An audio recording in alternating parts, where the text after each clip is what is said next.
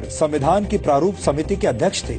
उन पर आधुनिक भारत का संविधान बनाने की जिम्मेदारी थी और उन्होंने ऐसे संविधान की रचना की जिसकी नजरों में सभी नागरिक एक समान हो, जो धर्मनिरपेक्ष हो और जिस पर देश के सभी नागरिक विश्वास करें। एक तरह से भीमराव अंबेडकर ने आजाद भारत के डीएनए की रचना की थी। इसके अलावा डॉक्टर अंबेडकर की प्रेरणा से ही भारत के फाइनेंस कमीशन यानी वित्त आयोग की स्थापना हुई थी। डॉक्टर अंबेडकर के आइडियाज से ही भारत के केंद्रीय बैंक की स्थापना हुई, जिसे आज हम रिजर्व बैंक ऑफ इंडिया के नाम से जानते हैं। दामोदर घाटी परियोजना, हीराकुंड परियोजना और सोन नदी परियोजना को स्थापित करने में डॉक्टर अंबेडकर ने बड़ी भूमिका निभाई थी। भारत में एम्प्लॉयमेंट एक्सचेंजेस की स्थापना भी डॉक्टर अंबेडकर के विचारों की वजह से ही हुई थी। भारत में पानी और बिजली के ग्रिड सिस्टम की स्थापना में भी डॉक्टर अंबेडकर का अहम योगदान माना जाता है। भारत को एक स्वतंत्र चुनाव आयोग भी डॉक्टर भीमराव अंबेडकर की ही देन है। ये वो योगदान है जिन्हें आजादी के बाद की तमाम सरकारों ने हमेशा ही अनदेखा किया है। यानी योजनाएं और विचार अंबेडकर के थे, लेकिन उनका श्रेय दूसरे नेताओं ने लूटा। यहां हम आपको भारत के पहले प्रधानमंत्री पंडित जवाहरलाल नेहरू और डॉक्टर भीमराव अंबेडकर के बीच चले राजनीतिक शीत युद्ध यानी पॉलिटिकल कोल्ड वॉर के कुछ उदाहरण भी बताना चाहते हैं।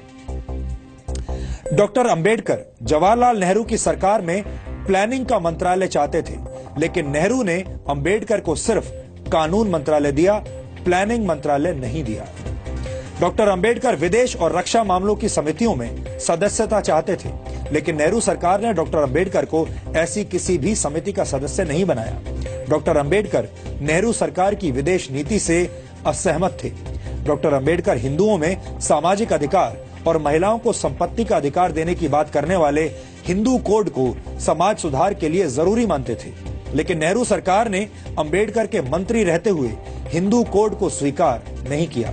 यहां तक कि डॉक्टर अंबेडकर को भारत रत्न सम्मान देने के लिए भी कोई पहल नहीं की गई। उनकी मौत के 34 वर्षों के बाद 1990 में वीपी सिंह सरकार ने उन्हें भारत रत्न से सम्मानित किया, जबकि कांग्रेस ने डॉक्टर अंबेडकर को भारत रत्न से सम्मानित करने के लिए कोई कदम नहीं उठाया। अब आप समझ गए होंगे कि बाबा साहेब डॉक्टर भीमराव अंबेडकर से जुड़ी तमाम सच्चाइयों को हमसे और आपसे कैसे दूर रखा गया है। इन सच्चाइयों को जानना और समझना आधुनिक भारत के निर्माण के लिए बहुत जरूरी है। डॉक्टर अंबेडकर को जातियों की सीमा में बांधना और उन्हें सिर्फ दलितों के मसीहा के तौर पर पेश किया जाना उनके साथ बहुत बड़ा अन्याय होगा। इसीलिए आज हम डॉक्टर अंबेडकर के मूल विचारों को आपके लिए डिकोड कर रहे हैं।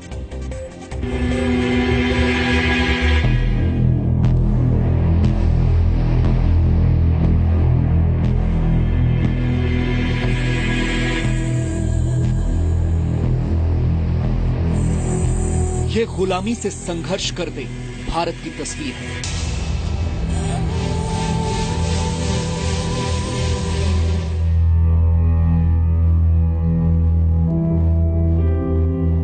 सैकड़ों वर्षों के संघर्ष के बाद हम आज आजाद तो हैं, लेकिन देश के कई नागरिक ऐसे हैं जो आज भी अपने हक की लड़ाई लड़ रहे हैं। देश में समान अधिकार, ये सपना पहली बार बाबा साहब डॉक्टर भीमराव अंबेडकर ने देखा था, जो आज तक पूरा नहीं हो पाया। अपनी पढ़ाई के दौरान बाबा साहब भीमराव अंबेडकर को इस बात का एहसास हो गया था कि भारत दो तरह की गुलामी में जकड़ा हुआ है। पहली, अंग्रेजों के दमन और अत्याचार की गुलामी, तो दूसरी तरफ जाति और वर्ण व्यवस्था से अपमान और तिरस्कार सहने की गुलामी। और अंबेडकर ने तो अपने स्कूल जीवन में ही ऐसा तिरस्कार सहा था। स्कूल में बाकी दलित बच्चों की तरह अंबेडकर के साथ ये भेदभाव और तिरस्कार सिर्फ स्कूल जीवन तक ही सीमित नहीं रहा। उनका जीवन ऐसी तिरस्कार की घटनाओं से भरा हुआ है। उस दौर में अंग्रेजों से लड़ने के लिए पूरा देश खड़ा था, तो दलित और शोषित लोगों के अधिकारों के लिए अकेले डॉक्टर भीमराव अंबेडकर समाज के उच्च वर्ग और कांग्रेस से संघर्ष कर रहे थे।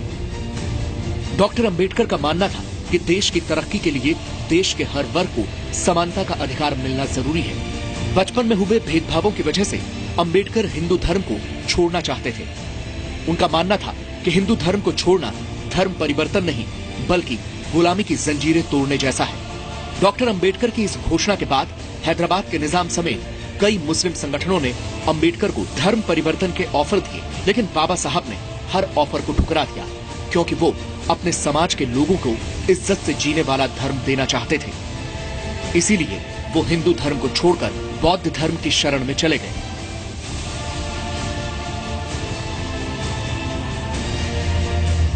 पंद्रह अगस्त 1947 को आजादी का जश्न डॉक्टर बाबा साहब अंबेडकर के लिए एक बड़ी जिम्मेदारी लेकर आया।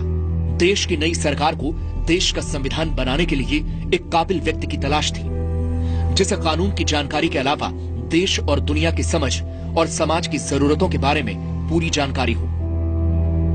और ये तलाश डॉक्टर अंबेडकर पर खत्म हुई। डॉक्टर भीमराव अंबेडकर को देश का पहला कानून मंत्री बनाया गया, जिन्होंने अपनी बिगड़ती सेहत के बावजूद महज 2 साल के अंदर देश को एक मजबूत संविधान दिया। अंबेडकर ने 1951 में हिंदू कोड बिल तैयार कर संसद में पेश किया, जिसमें महिलाओं को समान अधिकार की बात कही गई। हिंदू कोड बिल के तहत पिता की संपत्ति में बेटी को समान अधिकार, विवाहित पुरुष को एक से अधिक पत्नी रखने पर प्रतिबंध और महिलाओं को भी तलाक का अधिकार शामिल था। लेकिन रूढ़िवादी हिंदू ताकतों और सरकार के अंदर ही बिल का विरोध करने वालों के सामने हिंदू कोड बिल लागू नहीं हो सका और सरकार में अपना प्रभाव घटने से निराश होकर डॉक्टर अंबेडकर ने 1951 में मंत्री पद से इस्तीफा दे दिया। अपने इस्तीफे में डॉक्टर अंबेडकर ने लिखा, आज हिंदू कोड बिल की हत्या कर दी गई, ऐसे में मेरा मंत्री बने रहने का अर्थ समझ में नहीं आता। बिल में शादी और तलाक संबंधी विधेयक पर 2 दिन की चर्चा चली, फिर प्रधानमंत्री जवाहरलाल नेहरू ने पूरे हिंदू कोड बिल को वापस लेने की घोषणा कर दी। मैं हैरान रह गया। मैं